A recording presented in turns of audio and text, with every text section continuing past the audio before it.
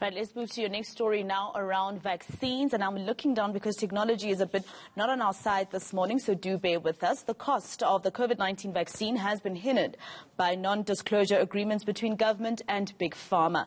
But French President Emmanuel Macron says poorer countries are charged more than wealthier countries. He says this must change. Macron was speaking during his state visit to South Africa. There should be no barriers when it comes to the access of coronavirus vaccine.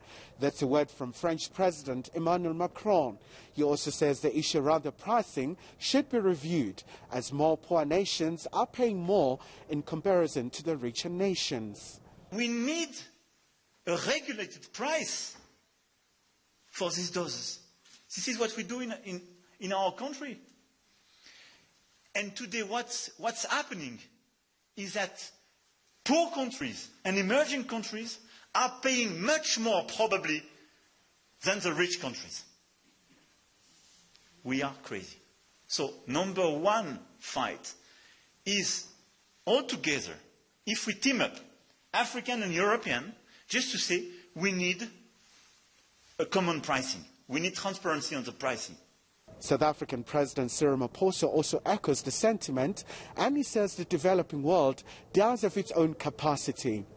We cannot continue to wait in the queue for life-saving COVID-19 vaccines. We are waiting in the queue, and we are tired of waiting in the queue.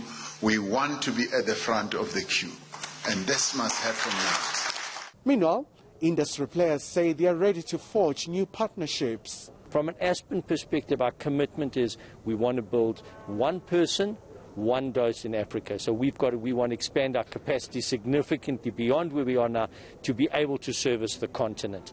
We cannot rely on others. We need to build our own capacities and capabilities. The French leaders also insisted that it does support South Africa's call for the waiver when it comes to the intellectual property to make sure that the developing world does produce its own vaccine and also be able to vaccinate scores of Africans.